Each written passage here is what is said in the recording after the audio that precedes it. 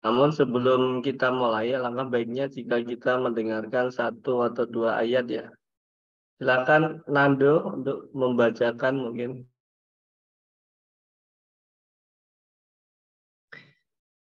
Baik, terima kasih Pak Aris. Assalamualaikum warahmatullahi wabarakatuh, Bapak Ibu semuanya. Ya, untuk menambah keberkahan kita pada forum malam hari ini, izinkan saya untuk membacakan ayat suci Al-Quran. A'udzu billahi minasy syaithanir rajim. Bismillahirrahmanirrahim. إنما النجوى من الشيطان ليحزن الذين آمنوا وليس بضرهم شيئا إلا بإذن الله وعلى الله فليتوكل المؤمنون يا أيها الذين آمنوا إذا قيل لكم تفسحوا في المجالس فافسحوا يفسح الله لكم وإذا قيل انشزوا فانشزوا يرفع الله الذين آمنوا منكم والذين أوتوا العلم درجات والله بما تعملون خبير يا أيها الذين آمنوا إذا ناجيتم الرسول فقدموا بين يدي نجواكم صدقا ذلك خير لكم وأطهر فإن لم تجدوا فإن الله غفور رحيم صدق الله العظيم بين يدي نجواكم صدقا ذلك خير لكم وأطهر فإن لم تجدوا فإن الله غفور رحيم صدق الله العظيم. Assalamualaikum warahmatullahi wabarakatuh. Alhamdulillah, sadaqallahul adzim. Baik, bismillahirrahmanirrahim. Assalamualaikum warahmatullahi wabarakatuh. Waalaikumsalam. Waalaikumsalam Pak Aris. Assalamualaikum warahmatullahi wabarakatuh. Selamat malam Bapak Ibu semuanya. Bagaimana kabarnya ini? Alhamdulillah. Baik. Waalaikumsalam Pak Aris. Kalau ini paling semangat ini ya. Abah sis. Baik, Bapak Ibu semuanya, bismillah, alhamdulillahirabbil alamin. Asyhadu an la ilaha illallah wa asyhadu anna Muhammadan abduhu wa rasuluh. Ya la nabiyya ba'dah. Allahumma shalli ala sayyidina Muhammad wa ala ali sayyidina Muhammad amma ba'du. Alhamdulillah, segala puji syukur kepada Allah Subhanahu wa taala yang karenanya lah hari ini ya Bapak Ibu sekalian, kita masih bisa berjumpa dalam room webinar ini dalam keadaan yang sehat tentunya. Ya. Oh, bentar. Itu ada.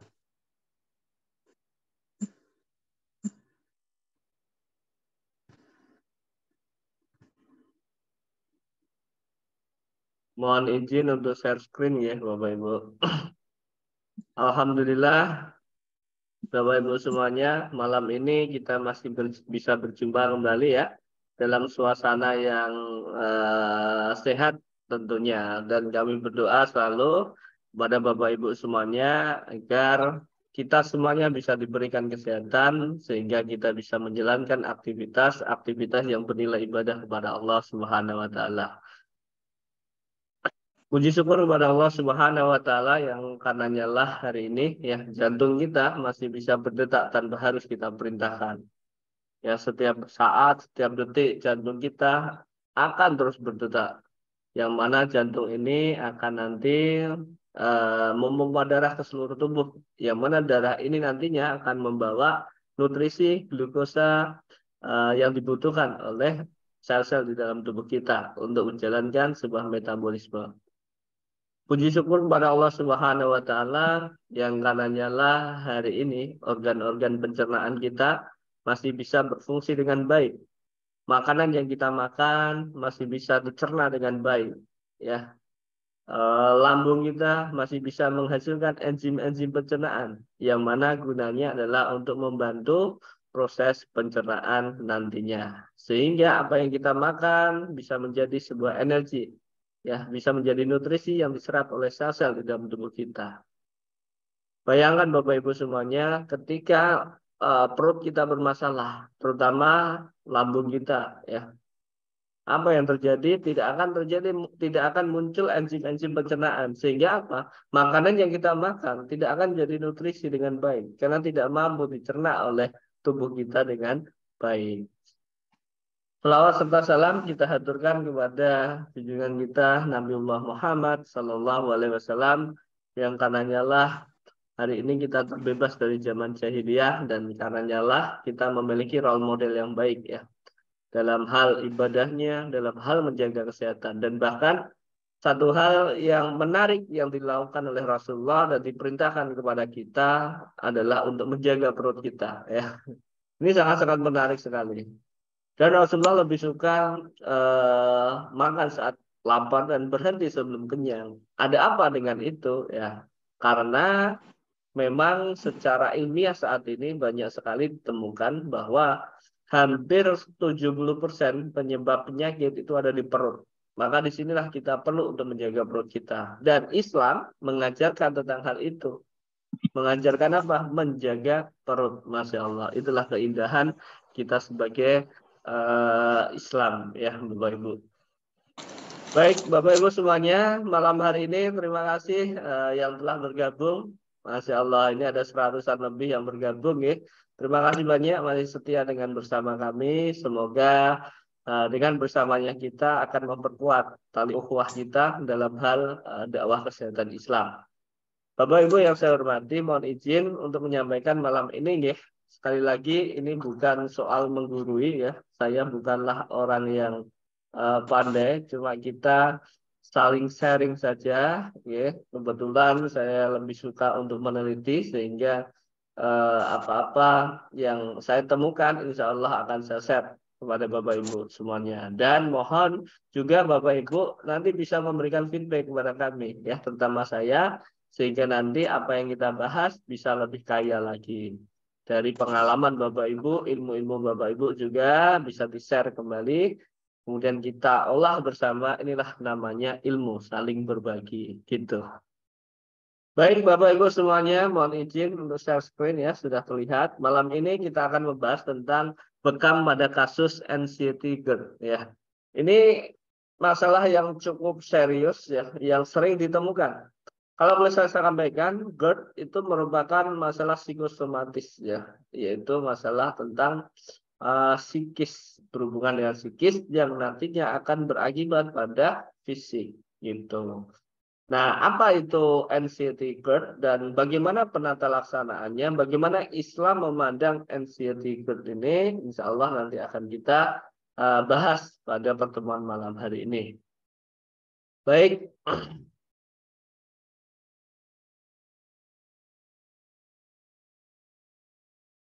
Saya ingin membawakan yang pertama ini tentang sebuah hadis, ya, yaitu tentang sebuah perut. Nah, karena malam hari ini tema kita adalah tentang GERD yang berhubungan dengan sistem pencernaan, maka saya mohon izin untuk membawakan sebuah hadis ini. Rasulullah bersabda bahwasanya tidaklah anak Adam memenuhi wadah yang lebih buruk daripada perut, ya. Maka cukuplah bagi anak Adam memakan beberapa suapan untuk menegakkan tulang punggungnya, ya. Namun jika ia harus melebihkannya, hendaknya sepertiga perutnya diisi dengan makanan, sepertiga untuk minuman, sepertiga lagi untuk udara atau untuk bernafas. Kata kunci pertama adalah Bapak Ibu semuanya, tidaklah anak Adam mempunyai wadah yang lebih buruk daripada perut. Ini apa artinya? Bahwasanya artinya adalah perut itu merupakan tempat yang buruk. Ya, kalau kita tidak menjaganya, maka perut ini akan menjadi tempat yang buruk. Terbuktilah bahwa saat ini Bapak Ibu, hampir 70% penyakit itu disebabkan oleh perut. Sekarang coba kita lihat. Diabetes mellitus itu karena apa? Karena perut berhubungan dengan makanan. Apa yang dimakan tidak sesuai dengan fitrahnya, ya. Kolesterol tentunya karena makanan. Hipertensi karena penyempitan pembuluh darah. Akibat apa? Radikal bebas. Dari mana? Sumber utama dari makanan.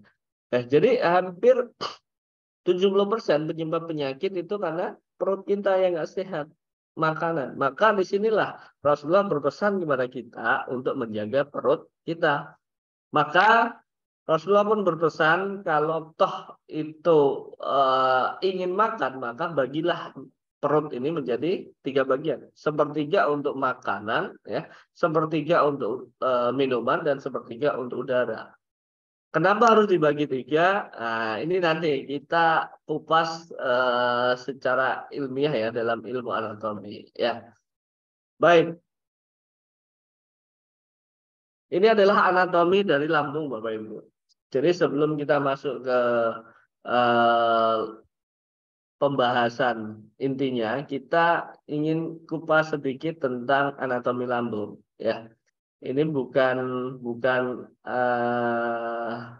saya hanya akan menyampaikan secara garis besarnya ya, karena kalau anatomi secara detail nanti akan banyak memakan waktu. Nah, di sini lambung. Lambung itu ternyata Bapak Ibu dibagi menjadi 3 bagian. Ya, yang pertama adalah kardiak, 2 fundus dan pilorus. Jadi ada 3 bagian. Makanya tadi benarlah Rasulullah itu menyuruh kita untuk membagi menjadi 3 bagian. Ada makanan, udara, dan minuman. Ternyata secara anatomis lambung itu dibagi menjadi 3 bagian. Ada kardiak, ya, ada fundus, dan ada pilorus. Nah, ini ada 3.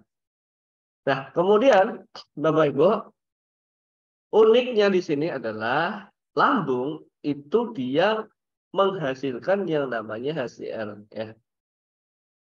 Nah, kenapa HCl ini kok terus berada di lambung tidak bisa keluar? Karena apa? Karena ini ada sfinkter namanya. Ada sfinkter, yaitu ini saya gambarkan. Ya. Nih, ada sfinkter. Namanya sfinkter esofagial. Fungsinya apa? Dia fungsinya untuk sebagai pintu. Dia sebagai pintu. Agar apa? Agar asam lambung yang di sini tidak akan keluar ke esofagus. Makanya dibuatlah semacam pintu. Inilah keajaiban ciptaan Allah, Bapak Ibu. Saking cintanya Allah kepada kita, Allah berikan pintu di lambung kita. Bayangkan kalau nggak ada pintu ini, maka asam lambung atau HCl akan keluar semua. Padahal HCl ini sifatnya sangat asam sekali.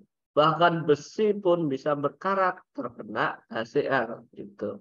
Maka hati-hati. Maka ciri utama orang yang GERD itu nanti ada ini. Nyeri di ulu hati bagian atas ya, lambung bagian atas. Karena apa? Karena disinilah nanti akan ada HCl yang naik di sini. Dia terbakar, seperti terbakar. Itu ciri khasnya. Gitu. Nah, kemudian asam lambung pun dicegat. Jangan sampai asam lambung ini masuklah ke kolon ya, usus besar, usus kecil ya. Maka di sini ada yang namanya sfinkter pilorus. Nah, ini itu. Maka inilah keajaiban ciptaan Allah yang menjadikan kita sesempurna mungkin, Bapak Ibu. Ini bagian lambung, baru lambung ini. Ya, jadi saya ulangi, lambung ada 3 bagian. Ada kardiak, fundus, dan pilorus. Kemudian agar asam lambung ini atau HCl tidak mampu keluar dari lambung, Allah titipkanlah di dalam lambung itu sebuah pintu. Pintunya ada 2, yaitu sfinkter esofageal yang menjaga antara lambung dengan esofagus.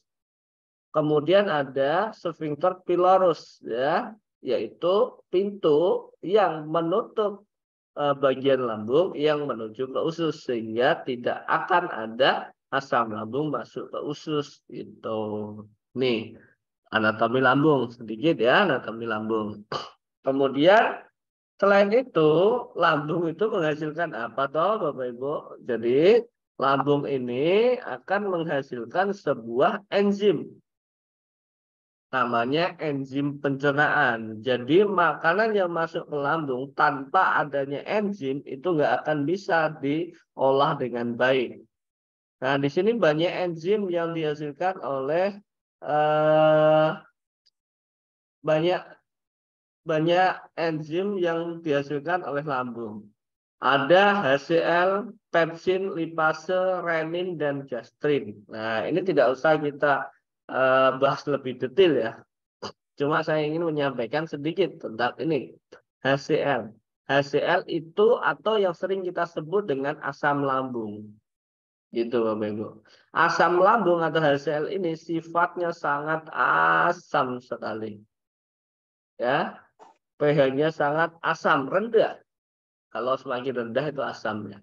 Nah, asam lambung ini dia akan merusak apapun yang masuk ke lambung. Makanya makanan yang masuk itu akan dicerna. Oh, dicerna. Kalau nggak ada asam lambung, makanan nggak akan tercerna sehingga makanan itu akan mengendap di lambung, maka dia akan mengalami semacam mual gitu. Ya. Maka asam lambung itu pun penting. Kenapa Allah berikan asam lambung? Agar manusia ini terjaga kesehatannya. Gitu. Nah, gini, kok terjaga? Kan asam lambung itu bahaya. Bukan, gini sebenarnya. Kalau asam lambung ini terjaga dengan baik, ya itu akan melindungi diri kita. Bayangkan Bapak Ibu, setiap hari kita makan, kita tidak tahu makanan yang kita makan itu ada bakterinya atau tidak. Ya, ada mikrobakterinya atau tidak, ada patogennya atau tidak. Kita tidak tahu.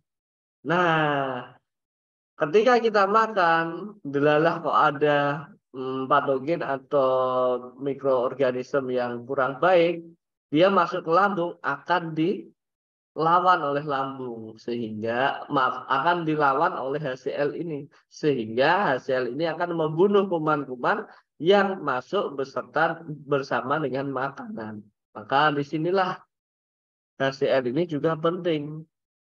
Jadi dalam hal pengobatan masalah lambung sebenarnya kita tidak boleh menghilangkan HCl. Ya, kita tidak boleh menghilangkan HCl karena HCl ini juga penting untuk tubuh kita. Nah, ini. Nah, yang menarik adalah gini Bapak Ibu, yang menarik sekali adalah coba perhatikan ini, gambar hijau ini adalah HCl-nya. HCl ini terus muter-muter di lambung. Kenapa dia tidak bisa keluar ke esofagus? Kenapa dia tidak masuk ke usus? Karena di sini tadi ada yang namanya sphincter. Sphincter ini ibarat sebuah pintu. Pintu ini atau sphincter ini akan kebuka ketika ada makanan yang mau masuk. Dan dia akan menutup kembali. Itu cepat. Nah, pada masalah tertentu, sphincter ini sudah rusak. Masalahnya apa? Mohon maaf. Biasanya pada nanti akan saya sampaikan faktor-faktor yang merusak sphincter ini. Salah satunya adalah apa namanya rokok ya, karena di sana banyak mengandung nikotin. Bahaya, itu merusak yang namanya sphincter. Nah ini, kemudian lanjut. Pertanyaannya adalah asam lambung atau HCl ini sangat-sangat keras sekali, tapi kenapa dia tidak merusak lambung itu sendiri? Ya, kenapa? Asam lambung atau HCl itu sangat-sangat keras, tetapi dia tidak merusak lambung itu sendiri. Itu. Kebayang nggak Bapak Ibu? Jadi saya analogikan gini. Ada air panas, kemudian saya taruh ke dalam gelas plastik. Air panas itu pasti akan merusak plastik itu, gelas plastik itu, ya. Tapi di sini ini lambung diisi dengan asam lambung atau HCl yang sangat keras, tetapi kenapa kok asam lambung ini tidak merusak lambung itu sendiri? Karena jawabannya adalah karena Allah titipkan yang namanya mukosa lambung. Jadi lambung itu punya lapisan. Dilapisi oleh apa? Oleh mukosa, Bapak Ibu. Mukosa inilah yang melindungi lambung dari HCl. Sehingga HCl ini tidak akan merusak lambung. Meskipun HCl ini sifatnya sangat keras, sangat asam. Tidak akan merusak lambung. Tidak akan terjadi luka di lambung. Jika mukosanya kita jaga. Itu kuncinya. Tapi ketika mukosanya itu sudah rusak, lapisannya sudah rusak, karena ulah kita sendiri, ya sudah akan terjadilah perih lambung, ya, mah, gastritis dan lain sebagainya. Jadi intinya Allah itu sudah berikan semuanya kepada kita, Bapak Ibu. Tinggal kita mau menjaganya atau tidak, kan gitu. Ya, nih. Nah, kemudian. Nah, sekarang masalah pada lambung. Apa saja sih masalah-masalah pada lambung? Kan gitu. Yang pertama adalah gastritis. Nah, ini saya awali dari yang ringan dulu ya. Dari yang ringan dulu. Pertama, gastritis. Apa itu gastritis? Peradangan pada lambung akibat asam lambung yang merusak lapisan pelindung dinding lambung. Gitu.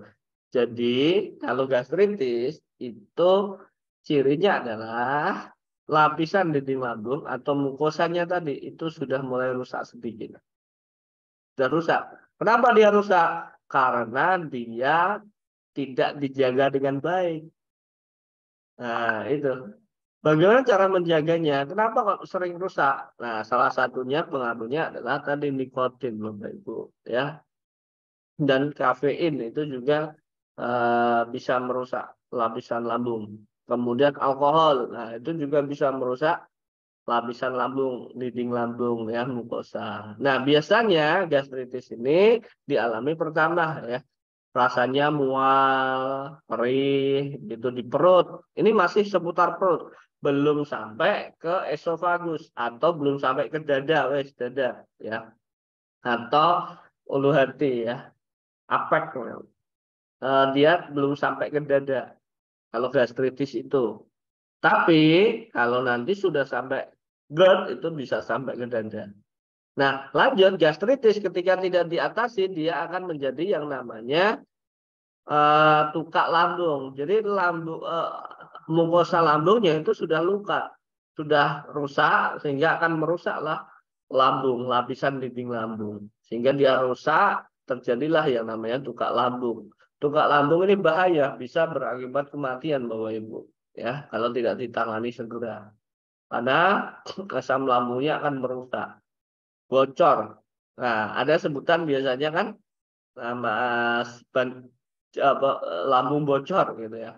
Itu akibat karena mukosa lambungnya sudah rusak sehingga asam lambung ini akan merusak lapisan lambung, dinding lambung, sudah masuk ke dinding lambung sehingga ingat asam lambung itu keras sekali. Ketika dinding lambung rusak, luka, tuka akan bocor.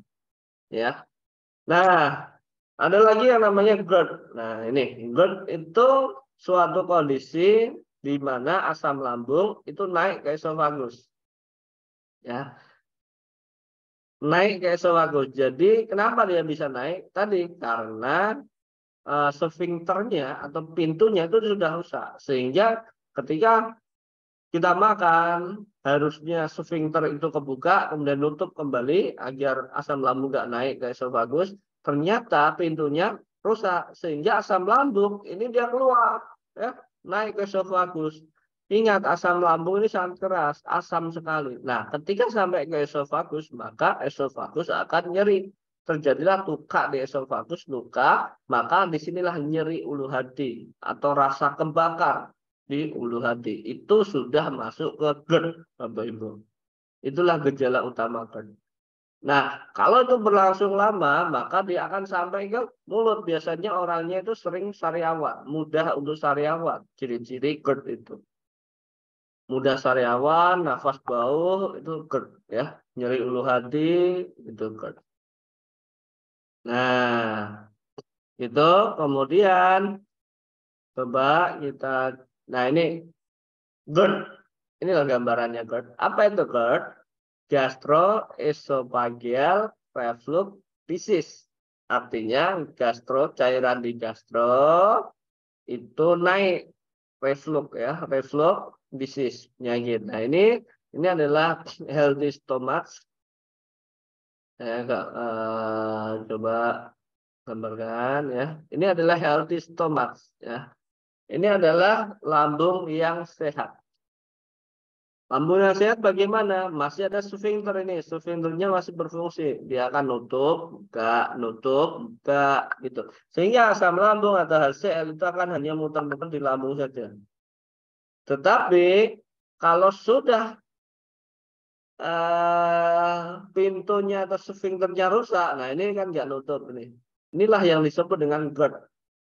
Ya, sehingga asam lambung, nah yang kecil-kecil ini naik hijau, warna hijau ya, itu naik ke atas. Ini adalah esofagus. Dia naik ke atas sampailah ke esofagus sehingga perih, nyeri, seperti terbakar di esofagusnya, di dadanya. Ya, inilah yang disebut dengan GERD.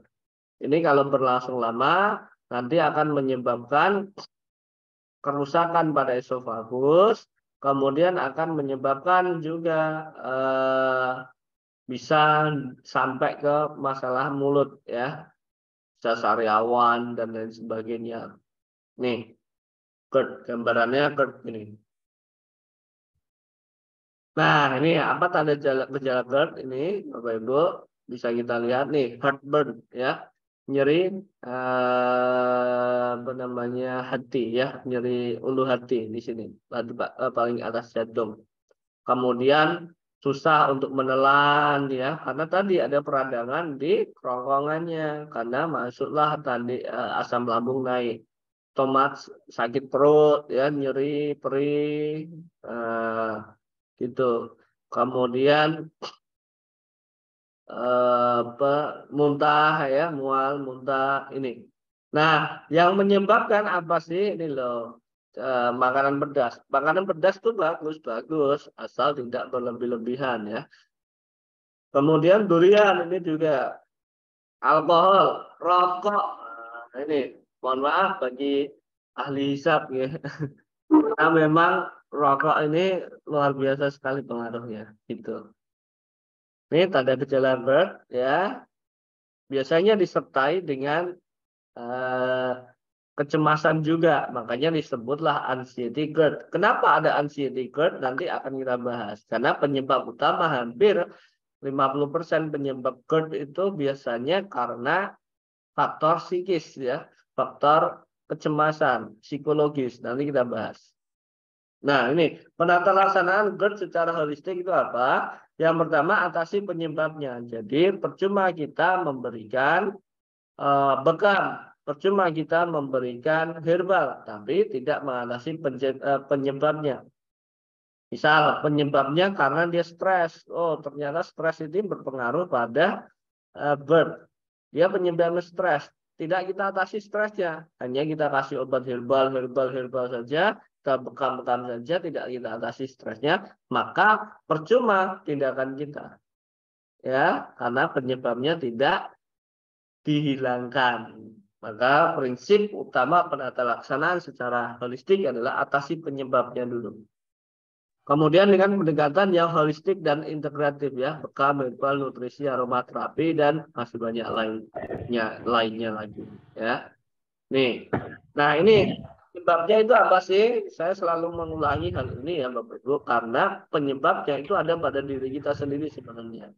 Rasulullah itu sudah berpesan kepada kita bahwasanya sesungguhnya tubuhmu punya hak atas dirimu. Kenapa? Hak-hak tubuh kita yang tidak kita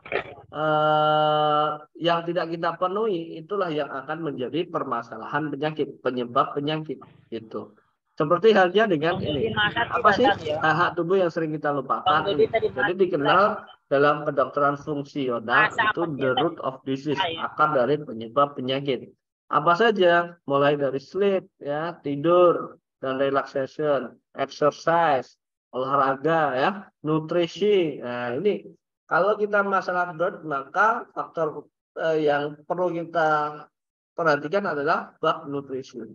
Kemudian stres ya. Nah, ini stres juga menyumbang peranan penting dalam kejadian GERD. Makanya ada GERD anxiety atau anxiety GERD ya. Kemudian ada relationship, hubungan ya. Trauma, mikroorganisme dan environment pollutant ya. Jadi ada, mohon maaf ada suara yang bocor. Ya, oke. Nah ini kita atasi. Maka penyebab GERD itu apa toh? Penyebab GERD itu adalah ini. Kalau kita melihat bagan ini, saya selalu sampaikan bahwa manusia itu tidak hanya berupa jasad saja, ya Bapak Ibu, tapi manusia itu juga memiliki ruhiyah, ya. Apa saja ruhiyahnya? Ruhiyahnya itu nih. Jadi manusia itu terdiri dari jasadiah dan ruhiyah. Jasadiah fisik, kemudian ada hati. Allah berikanlah hati kepada kita, kemudian Allah berikan psikis ya, pikiran pada kita.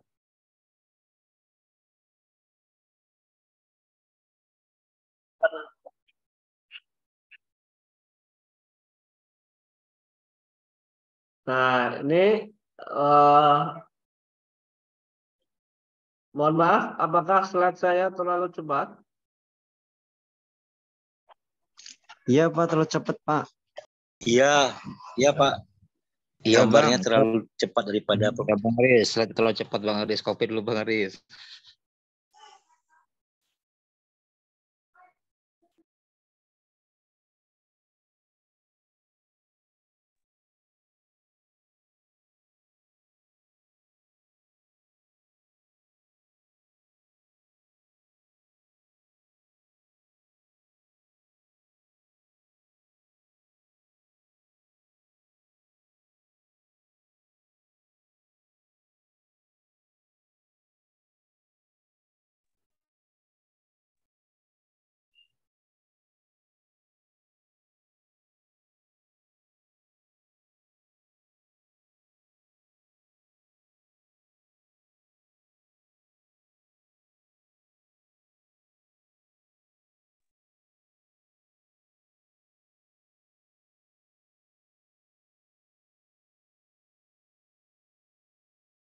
Ya, oke.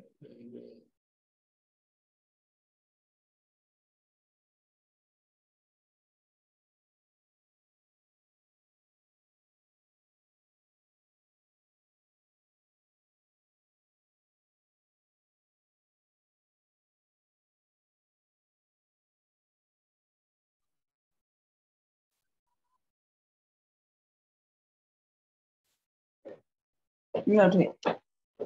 Ini adik itu abaikan titik yang ini.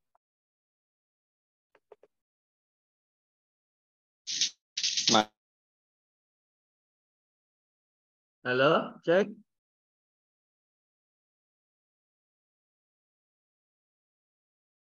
Tunggu sekarang dia sambil disetting ulang oleh Pak Aris.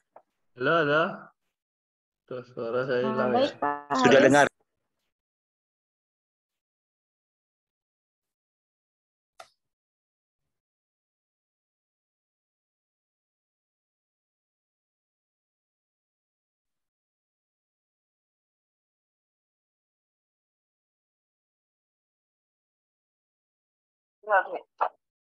Ini adik itu abaikan titik yang ini.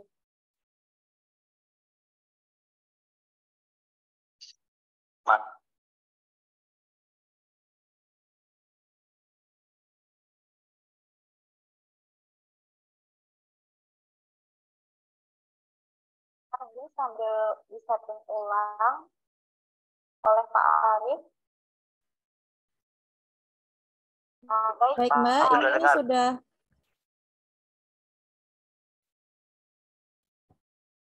Halo, cek. Ya Pak, sudah muncul lagi Pak.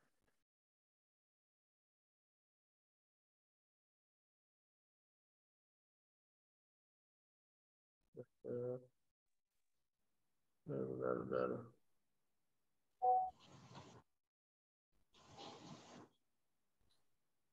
Maaf, suara Pak Aris dan wajahnya gak kelihatan. Baik Pak, mohon ditunggu ya Bapak Ibu sekalian. Sambil Pak Aris juga sedang memperbaiki dulu. Oke, Mbak. Diterima. Masya Allah. Baik Mbak, ini sudah. Ya, baik, saya lanjutkan ya. Suara saya terdengar? Lagi Pak. Ya, baik. Sudah terdengar ya?